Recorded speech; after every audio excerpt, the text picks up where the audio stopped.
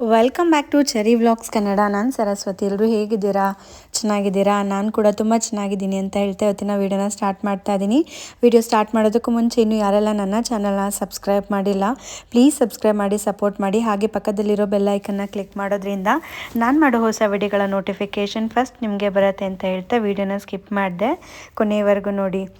ಇವತ್ತಿನ ಈ ವಿಡಿಯೋದಲ್ಲಿ ಮೊದಲನೇ ಆಷಾಢ ಶುಕ್ರವಾರ 27ನೇ ತಾರೀಕು ಬಂದಿದೆ. ಮೊದಲನೇ ಆಷಾಢ ಶುಕ್ರವಾರದಿಂದ ಹಿಡಿದು 4ನೇ ಆಷಾಢ ಶುಕ್ರವಾರದವರೆಗೆ ಯಾವ ರೀತಿ ನಾವು ಪೂಜಾ ವಿಧಾನನ ಪಾಲಿಸಬೇಕಾಗತ್ತೆ ಅನ್ನೋದನ್ನು ಇವತ್ತಿನ ಈ ವಿಡಿಯೋದಲ್ಲಿ ತಿಳಿಸ್ಕೊಡ್ತಾ ಇದ್ದೀನಿ. ಹಾಗಾದರೆ ಬನ್ನಿ ವಿಡಿಯೋನ ಸ್ಟಾರ್ಟ್ ಮಾಡೋಣ. ಈ ಪೂಜೆಯನ್ನು ನೀವು ದೇವ್ರ ಮನೆಯಲ್ಲೂ ಮಾಡ್ಬೋದು ಅಥವಾ ಅಡುಗೆ ಮನೆಯಲ್ಲಿ ನಿಮಗೆ ಎಲ್ಲಿ ಜಾಗ ಸಿಗುತ್ತೆ ಅಲ್ಲಿ ಕೂಡ ಮಾಡ್ಬೋದು. ಹಾಗೆ ಕೆಲವೊಬ್ಬರಿಗೆ ಕನ್ಫ್ಯೂಷನ್ ಇದೆ, ಆಷಾಢ ಶುಕ್ರವಾರದಲ್ಲಿ ಕಳಶ, ಮನೆ ದೇವ್ರ ಕಳಶನೂ ಇಟ್ಟು ಹಾಗೆ ಈ ಕಳಶನೂ ಇಟ್ಟು ಪೂಜೆ ಮಾಡ್ಬೋದಾ ಅಂತ. ಮಾಡ್ಬೋದು, ಆದರೆ ದೇವ್ರ ಮನೆಯಲ್ಲಿ ಮಾಡೋರಾದರೆ ಒಂದೇ ಕಳಶ ಇಟ್ಟು ಅದೇ ಕಳಶಕ್ಕೆ ಪೂಜೆನ ಮಾಡ್ಬೋದು. ಅಥವಾ ನೀವು ಹೊರಗಡೆ ಇಟ್ಟು ಪೂಜೆ ಮಾಡ್ತೀರಿ ಅಂತ ಹೇಳಿದ್ರೆ ದೇವ್ರ ಮನೆಯಲ್ಲೂ ಕೂಡ ಕಳಶ ಇಡಬೇಕಾಗತ್ತೆ, ಹಾಗೆ ಹೊರಗಡೆ ಕೂಡ ಕಳಶ ಇಡಬೇಕಾಗತ್ತೆ. ನಿಮಗೆ ಬಿಟ್ಟಿದ್ದು ಯಾವ ರೀತಿ ನೀವು ಮಾಡ್ತೀರಾ, ಅನುಕೂಲ ನಿಮ್ಗೆ ಯಾವ ರೀತಿ ಇದೆ ಆ ರೀತಿನ ಮಾಡ್ಕೊಳ್ಳಿ. ಮೊದಲಿಗೆ ನಾನು ಇಲ್ಲಿ ಒಂದು ಮಣೆನ ತೊಗೊಂಡಿದ್ದೀನಿ. ಮಣೆ ಮೇಲೆ ರಂಗೋಲಿನ ಹಾಕಿದ್ದೀನಿ. ಲಕ್ಷ್ಮೀ ಹೃದಯ ಅಥವಾ ಅಷ್ಟದಳ ಪದ್ಮ ಯಾವುದಾದ್ರೂ ಹಾಕ್ಕೋಬೋದು. ಹಾಗೆ ಇಲ್ಲಿ ಶಂಕು ಚಕ್ರ ಮತ್ತು ಸ್ವಸ್ತಿಕ್ನ ಹಾಕ್ಕೊಂಡು ಅದ್ರ ಮೇಲೆ ಸ್ವಲ್ಪ ಅರಿಶಿನ ಕುಂಕುಮ ಅಕ್ಷತೆನ ಹಾಕಿ ಕಲಶ ಸ್ಥಾಪನೆ ಮಾಡೋದಕ್ಕೆ ಒಂದು ಬೆಳ್ಳಿ, ತಾಮ್ರ, ಹಿತ್ತಾಳೆ ಯಾವ ತಟ್ಟೆ ಆದರೂ ತೊಗೊಬೋದು. ಒಂದು 5 ಇಡಿ ಅಕ್ಕಿನ ಹಾಕ್ಕೊಂಡು ಸ್ವಸ್ತಿಕ್ನ ಬರ್ಕೊಂಡಿದ್ದೀನಿ. ಹಾಗೆ ಒಂದು ವಿಳೆದೆಲೆಗೆ ಲಕ್ಷ್ಮಿಯ ಬೀಜಾಕ್ಷರಿ ಮಂತ್ರ ಶ್ರೀಮ್ ಅಂತ ಬರ್ಕೊಳ್ಬೇಕಾಗತ್ತೆ. ಅದ್ರ ಮೇಲೆ ನೀವು ಕಲಶ ಸ್ಥಾಪನೆಯನ್ನು ಮಾಡ್ಕೋಬೋದು. ಕಳಶಕ್ಕೆ ಒಂದು ಸ್ಟೀಲ್ ಬಿಟ್ಟು ಬೇರೆ ಯಾವ್ದು ಬೇಕಾದ್ರೂ ತೊಗೋಬೋದು. ನಾನಿಲ್ಲಿ ತಾಮ್ರದನ್ನು ತೊಗೊಂಡಿದ್ದೀನಿ. ಪೂಜೆಗೆ ತುಂಬಾ ಪವಿತ್ರವಾಗಿರೋ ಅಂಥದ್ದು. ಬೆಳ್ಳಿನೂ ಕೂಡ ನೀವು ತೊಗೋಬೋದು, ಬೆಳ್ಳಿ ಇದ್ದರೆ ಇಟ್ಕೋಬೋದು. ಇದಕ್ಕೆ ಅರಿಶಿನ, ಕುಂಕುಮ ಹಾಗೆ ಅಕ್ಷತೆ, ಸ್ವಲ್ಪ ಕೆಂಪು ಹೂವನ್ನು ಹಾಕ್ಕೊಂಡು ಅದಾದಮೇಲೆ ಕಳಶಕ್ಕೆ ವಿಳೆದೆಲೆ ಆದರೂ ಉಪಯೋಗಿಸ್ಬೋದು ಅಥವಾ ಮಾವಿನ ಎಲೆ ಕೂಡ ತೊಗೋಬೋದು. ಯಾವುದೇ ತೊಗೊಂಡ್ರು 5, 9, 21 ಈ ರೀತಿ ತೊಗೊಳ್ಳಿ. 3 ಆ ಥರ ಎಲ್ಲ ಇಡಬಾರ್ದು. ಇಲ್ಲಿ ನಾನು 5 ವಿಳೆದೆಲೆನ ತೊಗೊಂಡಿದ್ದೀನಿ. ಅದಾದಮೇಲೆ ಕಳಶಕ್ಕೆ ತೆಂಗಿನಕಾಯಿ ಕೂಡ ಹೊಸದೇ ತೊಗೊಬೇಕಾಗತ್ತೆ. ಪ್ರತಿ ವಾರ ನೀವು 4 ವಾರ ಆಷಾಢ ಲಕ್ಷ್ಮಿ ಪೂಜೆ ಮಾಡ್ತೀರಿ ಅಂತ ಹೇಳಿದ್ರೆ 4 ವಾರ 4 ತೆಂಗಿನಕಾಯಿನ ಬದಲಿಸ್ಬೇಕಾಗತ್ತೆ. ಹಾಗೆ ದೇವಿ ಮುಖಪದ್ಮ ಇತ್ತು ಅಂತ ಹೇಳಿದ್ರೆ ಅದನ್ನು ಕೂಡ ನೀವು ಇಟ್ಕೋಬೋದು. ಹಾಗೆ ಲಕ್ಷ್ಮಿಗೆ ತುಂಬಾ ಪ್ರಿಯವಾಗಿರುವಂಥ ಘಮ ಬರುವಂಥ ಹೂಗಳು, ಸುಗಂಧ ಭರಿತವಾಗಿರುವಂಥ ಮಲ್ಲಿಗೆ, ಜಾಜಿ, ಸಂಪಿಗೆ ಈ ರೀತಿಯಾದ ಹೂಗಳನ್ನು ತೊಗೊಂಡ್ರೆ ತುಂಬಾ ಒಳ್ಳೆಯದು. ನಿಮ್ಗಾದಷ್ಟು ಕಮಲದ ಹೂ ಸಿಕ್ಕಿದ್ರೂ ಕೂಡ ತಗೊಳ್ಳಿ. ಹಾಗೆ ಈ ಪೂಜೆನ ಮಾಡಬೇಕಾದ್ರೆ ನೀವು ಹಿಂದಿನ ದಿವಸನೇ ಎಲ್ಲ ಪ್ರಿಪ್ರೇಷನ್ನ ಮಾಡ್ಕೋಬೇಕಾಗತ್ತೆ. ದೇವ್ರ ಕಳಶಕ್ಕೆಲ್ಲ ಬೇಕಾಗಿರೋಂಥ ವಸ್ತುಗಳನ್ನೆಲ್ಲ ಹಿಂದಿನ ದಿವಸನೇ ಕ್ಲೀನ್ ಮಾಡಿಕೊಂಡು ಆದಷ್ಟು ಬ್ರಾಹ್ಮಿ ಮುಹೂರ್ತದಲ್ಲಿ ಪೂಜೆ ಮಾಡೋದು ಆಷಾಢ ಲಕ್ಷ್ಮಿ ಪೂಜೆ ತುಂಬಾ ಒಳ್ಳೆಯದು. ಬ್ರಾಹ್ಮಿ ಮುಹೂರ್ತ ಅಂತ ಹೇಳಿದ್ರೆ ಬೆಳಗಿನ ಜಾವ 3:30 ಇಂದ 5:30ವರೆಗೂ ಏನು ಬರುತ್ತೆ ಅದನ್ನು ನಾವು ಬ್ರಾಹ್ಮಿ ಮುಹೂರ್ತದ ಪೂಜೆ ಅಂತ ಕರಿತೀವಿ. ಆದಷ್ಟು ಬ್ರಾಹ್ಮಿ ಮುಹೂರ್ತದಲ್ಲಿ ಪೂಜೆನ ಮಾಡೋದಕ್ಕೆ ಟ್ರೈ ಮಾಡಿ. ಆಗಲಿಲ್ಲ ಅಂತ ಹೇಳಿದ್ರೆ ಗೋಧೂಳಿ ಸಮಯದಲ್ಲಿ ಕೂಡ ಮಾಡ್ಬೋದು. 5 ಗಂಟೆಯಿಂದ 6:30ವರೆಗೂ ಏನು ಬರುತ್ತೆ ಅದನ್ನು ನಾವು ಗೋಧೂಳಿ ಪೂಜೆ ಅಂತ ಕೂಡ ಕರಿತೀವಿ. ಇಲ್ಲಿ ಲಕ್ಷ್ಮಿಗೆ ಏನೇನು ಬೇಕೋ ಅಲಂಕಾರಕ್ಕೆಲ್ಲ ರೆಡಿ ಮಾಡಿ, ಹಾಗೆ ದೀಪಕ್ಕೆ 2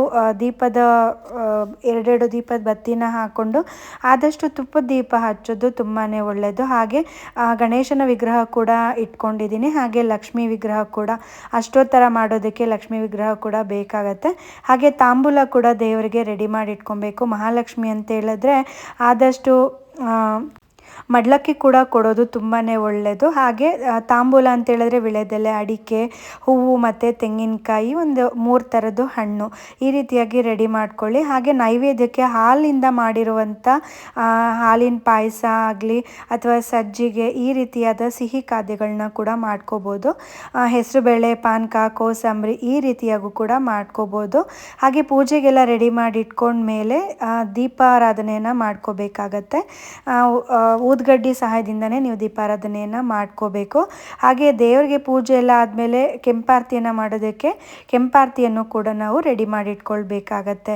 ಈಗ ದೀಪಾರಾಧನೆ ಎಲ್ಲ ಮಾಡ್ಕೊಂಡ್ಮೇಲೆ ಗಣೇಶನಿಗೆ ಮೊದಲ ಪೂಜೆ ಮಾಡಬೇಕಾಗತ್ತೆ. ನಾವು ಈ ವ್ರತ ಏನು ಮಾಡ್ತಾ ಇದ್ದೀವಿ ಸಂಕಲ್ಪನ ಮಾಡಿಕೊಂಡು ಮಾಡಬೇಕಾಗತ್ತೆ. ನಿಮ್ಗೆ ಯಾವುದಾದ್ರೂ ಕಷ್ಟ ಇತ್ತು ಅಂತ ಹೇಳಿದ್ರೆ ಅದನ್ನು ಸಂಕಲ್ಪ ಮಾಡಿಕೊಂಡು ತಾಯಿ ನಾನು ಈ ರೀತಿ ಪೂಜೆ ಮಾಡ್ತಾ ಇದ್ದೀನಿ, ಇಷ್ಟು ವಾರ ಪೂಜೆ ಮಾಡಬೇಕು ಅಂತ ಅಂದ್ಕೊಂಡಿದ್ದೀನಿ, ಈ ರೀತಿ ಮನಸ್ಸಲ್ಲಿ ಸಂಕಲ್ಪ ಮಾಡಿಕೊಂಡು ಮಾಡೋದ್ರಿಂದ ನಿಮಗೆ ಯಾವ ಕೆಲಸ ಆಗಬೇಕು ಖಂಡಿತವಾಗ್ಲೂ ಆಗುತ್ತೆ. ಯಾವುದೇ ಪೂಜೆ ಮಾಡೋದಕ್ಕೂ ಮುಂಚೆ ಸಂಕಲ್ಪ ಮಾಡಿಕೊಂಡು ಮಾಡಿದ್ರೆ ತುಂಬಾ ಒಳ್ಳೆಯದು. ಹಾಗೆ ಕಳಶ ಪ್ರತಿಷ್ಠಾಪನೆ ಮಾಡೋದಕ್ಕಿಂತ ಮುಂಚೆ ಗಣೇಶನಿಗೆ ಪೂಜೆ ಮಾಡಿ, ಗಣೇಶನ ಪೂಜೆ ಆದಮೇಲೆ ಲಕ್ಷ್ಮೀ ಪ್ರತಿಷ್ಠಾಪನೆಯನ್ನು ಮಾಡಿ, ಲಕ್ಷ್ಮೀ ವಿಗ್ರಹಕ್ಕೆ ಅಷ್ಟೋತ್ತರ ಮಾಡಿ, ಹಾಗೆ ನೈವೇದ್ಯ ಮಾಡಬೇಕಾಗತ್ತೆ. ನೈವೇದ್ಯಕ್ಕೆ ಏನು ನೀವು ಪ್ರಸಾದ ಮಾಡಿರ್ತೀರ ಆ ನೈವೇದ್ಯನ ಅರ್ಪಿಸಿ ಅದಾದಮೇಲೆ ದೇವಿಗೆ ಮಡ್ಲಕ್ಕೆ ಇಟ್ಟಿರ್ತೀರಲ್ಲ ಅದನ್ನು ಒಂದು 3 ಸಲ ದೇವಿಗೆ ತೋರಿಸ್ಬೇಕಾಗತ್ತೆ. ಅದಾದಮೇಲೆ ನೀವು ಅಷ್ಟೋತ್ತರ ಮಾಡ್ಕೊಳ್ಳಿ. ಅರಿಶಿನ ಕುಂಕುಮದಿಂದ ಅಷ್ಟೋತ್ತರ ಮಾಡ್ಬೋದು, ಅಕ್ಷತೆಯಿಂದ ಮಾಡ್ಬೋದು. ಹಾಗೆ ಲಕ್ಷ್ಮಿಗೆ ಪ್ರಿಯವಾಗಿರುವಂಥ ಯಾಲಕ್ಕಿ, ಲವಂಗ, ಕವಡೆ, ಗೋಮತಿ ಚಕ್ರ ಈ ರೀತಿಯಾದಂಥ ವಸ್ತುಗಳನ್ನ ಬಳಸ್ಕೊಂಡು ಕೂಡ ನೀವು ಅಷ್ಟೋತ್ತರನ ಮಾಡ್ಬೋದು.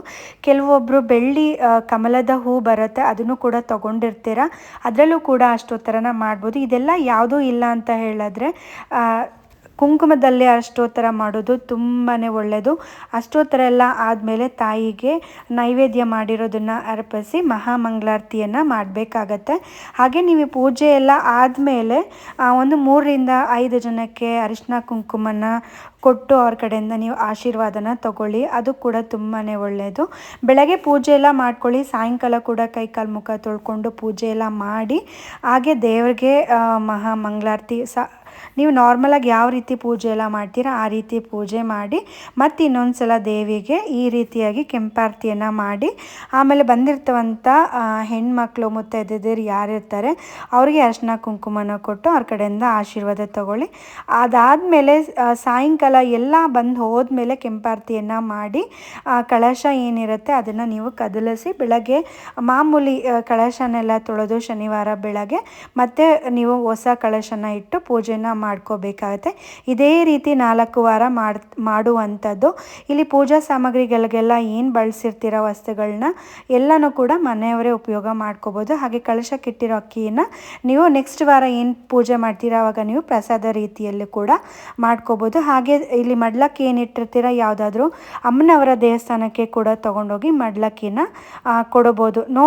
ಹಾಗೆ ಪೂಜೆ ಮಾಡಿದ ದಿನ ಯಾವುದೇ ಕಾರಣಕ್ಕೂ ನಾನ್ ವೆಜ್ನ ತಿನ್ನಕ್ಕೆ ಹೋಗಬಾರ್ದು. ಅವತ್ತಿನದೊಂದು ದಿವಸ ಆದರೂ ನಾನ್ ವೆಜ್ನ ಬೇಡಿ. ಹಾಗೆ ಅವತ್ತಿನ ದಿವಸ ವ್ರತ ಮಾಡಿದ ದಿವಸ ಬ್ರಹ್ಮಚರ್ಯನ ಪಾಲಿಸಬೇಕಾಗತ್ತೆ. ಇಷ್ಟೇ ನೋಡಿ ಆಷಾಢ ಲಕ್ಷ್ಮಿ ಪೂಜೆ ಮಾಡುವಂತಹ ವಿಧಾನ. ಈ ವಿಡಿಯೋ ಏನಾದರೂ ನಿಮಗೆ ಯೂಸ್ಫುಲ್ ಅನಿಸಿದ್ರೆ ಆದಷ್ಟು ವಿಡಿಯೋನ ಶೇರ್ ಮಾಡಿ. ಯಾರೆಲ್ಲ ಚಾನಲ್ನ ಸಬ್ಸ್ಕ್ರೈಬ್ ಮಾಡದೆ ನೋಡ್ತಾ ಇದ್ದೀರಾ ದಯವಿಟ್ಟು ಸಬ್ಸ್ಕ್ರೈಬ್ ಮಾಡ್ಕೊಂಡು ನೋಡಿ. ಮತ್ತಷ್ಟು ಉಪಯುಕ್ತ ಮಾಹಿತಿಗಳೊಂದಿಗೆ ನಾನು ನಿಮಗೆ ನೆಕ್ಸ್ಟ್ ವಿಡಿಯೋದಲ್ಲಿ ಸಿಗ್ತೀನಿ. ಅಲ್ಲಿವರೆಗೂ ನಮಸ್ಕಾರ.